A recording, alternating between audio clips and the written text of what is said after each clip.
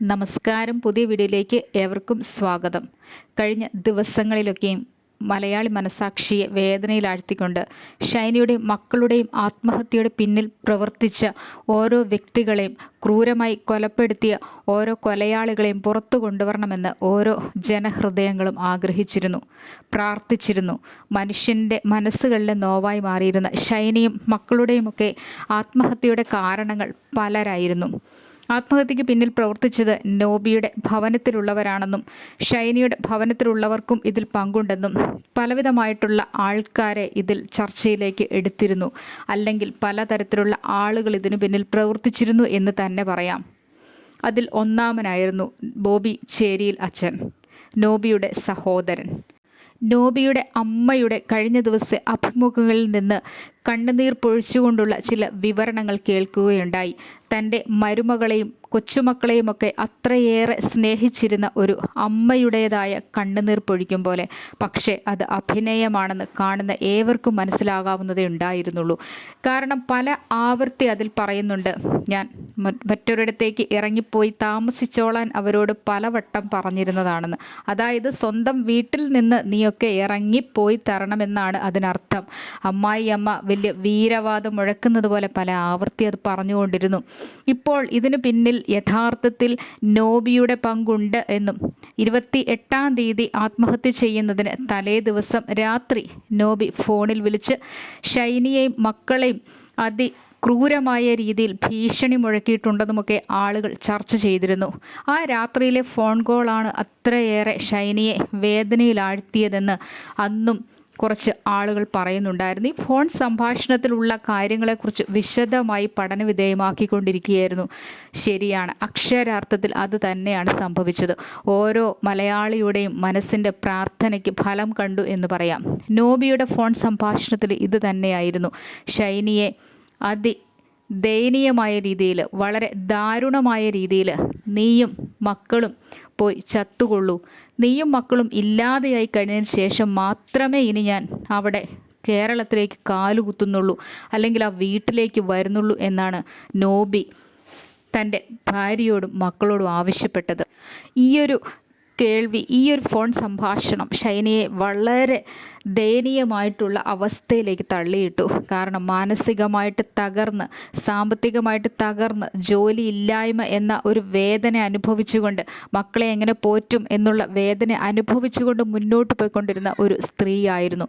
ആത്മവിശ്വാസവും അതിലേറെ ചുറുചുറുക്കും ഉള്ള ഒരു യുവതിയായിരുന്നു ഷൈനിക്ക് ജീവിക്കാൻ ആഗ്രഹമുണ്ടായിരുന്നു.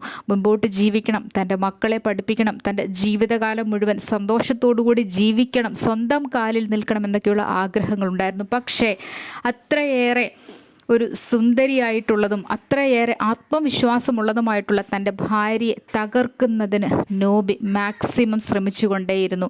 കാരണം നോബിയുടെ സംസാരങ്ങളിൽ ഉടനീളം ഷൈനിയെ കുറ്റപ്പെടുത്തുന്നതായിരുന്നു. ഷൈനിക്ക് ഇത്രമേൽ ക്രൂരമായിട്ട് മാനസിക പീഡനം നേരിട്ടത് തൻ്റെ ഭർത്താവിൽ നിന്നുമാണ്. ഏതൊരു ഭാര്യയാണ് ഭർത്താവിൽ നിന്ന് സന്തോഷമല്ലാതെ മറ്റ് ചീത്ത വാക്കുകളും മറ്റു ക്രൂരമായിട്ടുള്ള അധിക്ഷേപങ്ങളും ആക്ഷേപങ്ങളും ഒക്കെ സഹിക്കുക? തന്നെയുമല്ല, എത്ര നാളിത് സഹിക്കും? ഷൈനി എത്രയോ നാൾ നോബിയുടെ അമ്മയുടെയും പിതാവിൻ്റെയും ഒക്കെ ക്രൂരമായിട്ടുള്ള വാക്കുകൾക്ക് മുന്നിൽ ഒന്നും പറയാതെ വളരെ വിനയത്തോടും വളരെയധികം സൗമ്യതയോടും കൂടി ജീവിച്ച ഒരു പെൺകുട്ടിയാണ്. ആർക്കും ഷൈനിയെക്കുറിച്ച് മറ്റൊന്നും പറയാനില്ല. ഷൈനിയുടെ ഓരോരോ നീക്കങ്ങളും അത്രമേൽ ഭയഭക്തിയുള്ളതായിരുന്നു. ഷൈനിക്ക് ജീവിക്കുന്നതിന് ആഗ്രഹവും ഉണ്ടായിരുന്നു. തൻ്റെ മക്കളോടൊപ്പം വല്ലവിധേനയും എവിടെയെങ്കിലും ഒരു ജോലിയെടുത്ത് ജീവിച്ചു കൊള്ളാം എന്ന് വിചാരിച്ചാണ് സ്വന്തം ഭവനത്തിലേക്ക് എത്തിപ്പെട്ടത്. ഷൈനിയുടെ ഭർത്താവ് നോബി 27-ാം തീയതി രാത്രി നടത്തിയ അധിക്ഷേപിച്ചുകൊണ്ടുള്ള, അത്രമേൽ മനസ്സിനെ തകർത്ത് കളഞ്ഞതുകൊണ്ടുള്ള ആ ഫോൺ സംഭാഷണം ഷൈനിയെ ആ തീരുമാനത്തിൽ എത്തിക്കുകയായിരുന്നു എന്ന് വേണം കരുതാൻ. നോബിയുടെ പിതാവിൻ്റെ ചികിത്സയ്ക്ക് വേണ്ടി എടുത്തുകൊടുത്ത പണം തിരികെ അടയ്ക്കാൻ കുടുംബശ്രീക്കാർ അത് തിരികെ ചോദിച്ചു തുടങ്ങി. അത് ഷൈനിയുടെ ആവശ്യത്തിന് വേണ്ടി എടുത്തതല്ല, പിതാവിൻ്റെ ആവശ്യത്തിന് വേണ്ടി എടുത്തതാണ്. ഒരു ഘട്ടം വരെയും നോബി അത് തിരിച്ച് അടയ്ക്കുന്നതിന് വേണ്ടി സഹായിച്ചു കൊണ്ടിരുന്നു. പതിയെ അത് നിർത്തുകയായിരുന്നു. എങ്ങനെയെങ്കിലും ഷൈനിയെ ഇല്ലായ്മ ചെയ്യണം, മക്കളെയും ഇല്ലായ്മ ചെയ്യണം, പെൺമക്കളായതുകൊണ്ട് മാത്രം. കാരണം ആൺമകനെ ഒരു ഹോസ്റ്റലിൽ നിർത്തി നല്ല സുരക്ഷിതമായിട്ട് സാമ്പത്തികമൊക്കെ കൊണ്ട് തന്നെ പഠിപ്പിക്കുന്നുണ്ട്. കാരണം അവൻ ഭവനത്തിനൊരു മുതൽക്കൂട്ടാണല്ലോ. പെൺമക്കളെ കൊണ്ട് എന്തുപകാരം? അങ്ങനെ ചിന്തിച്ച നോബിയുടെ വീട്ടുകാർ പെൺമക്കളോട് ഒരു നയവും ആൺമക്കളോട് മറ്റൊരു നയവുമാണ് കാണിച്ചു കൊണ്ടിരുന്നത്. അത്രയേറെ മാനസികമായിട്ട് പീഡിപ്പിക്കപ്പെട്ട ആ രാത്രി ഷൈനിക്ക് അത്രമേൽ വേദന അനുഭവിച്ചിരുന്നു. അങ്ങനെയാവണം ഷൈനി അന്ന് രാത്രി തൻ്റെ മക്കളോട് കാര്യങ്ങളൊക്കെ വിശദീകരിച്ചുകൊണ്ട് തങ്ങൾക്ക് ഇനി ഭൂമിയിൽ ജീവിച്ചിട്ട് യാതൊരു അർത്ഥവുമില്ല, തങ്ങളെ സ്നേഹിക്കാനും പരിഗണിക്കാനും ഒന്നും ഒരു മനുഷ്യനുമില്ലെന്നുള്ള തിരിച്ചറിവിൽ നിന്ന് ഷൈനി ഒരു തീരുമാനമെടുത്തു. തൻ്റെ മക്കളെയുമായി ആത്മഹത്യ ചെയ്യുക. മക്കളോട് അതിനെക്കുറിച്ച് സംസാരിച്ചു. മാനസികമായി തകർന്നായിരിക്കണം മക്കളോട് പറഞ്ഞിട്ടുണ്ടാവുക.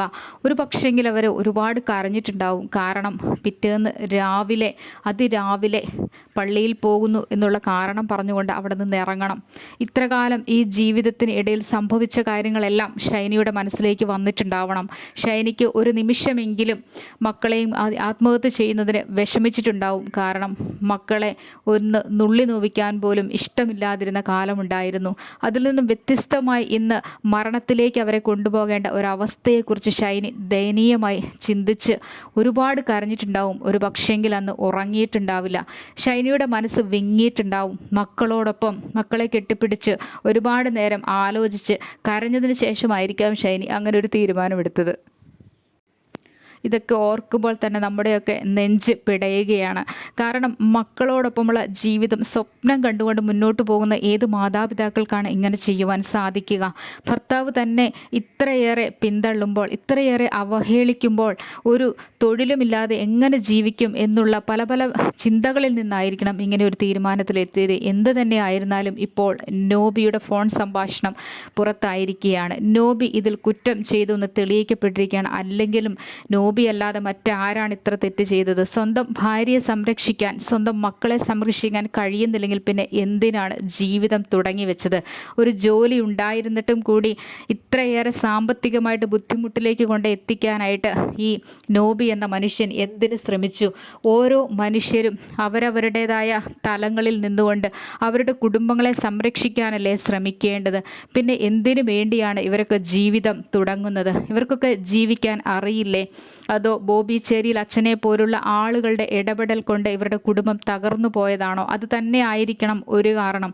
മറ്റൊരു കാരണം, നോബിയെ പോലുള്ള ആളുകളുടെ സാമ്പത്തികം ഉപയോഗിച്ചുകൊണ്ട് സുഭിക്ഷമായിട്ട് ജീവിക്കുന്ന മാതാപിതാക്കൾ.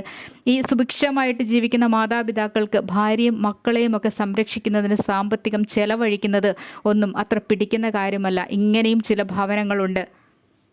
ഷൈനിയുടെയും മക്കളുടെയും ആത്മഹത്യ ഒരു നോവാണ്. അതിൻ്റെ പിന്നിൽ പ്രവർത്തിച്ചവർ ശക്തമായ നിയമത്തിന് മുന്നിൽ കൊണ്ടുവന്ന് അതിദയനീയമായിട്ട് കൊല ചെയ്യപ്പെട്ട ആ ദാരുണമായ സംഭവത്തിന് മേൽ നിയമ നടപടി അത്രയും ശക്തമായി കൊണ്ടുവരണം എന്നാണ് ആവശ്യപ്പെടുന്നത്. ഓരോ മനുഷ്യനും ആഗ്രഹിക്കുന്നത് നോബിയെ തൂക്കിലേറ്റുക തന്നെ വേണമെന്നാണ്. ഷൈനിക്കും മക്കൾക്കും നീതി കിട്ടട്ടെ.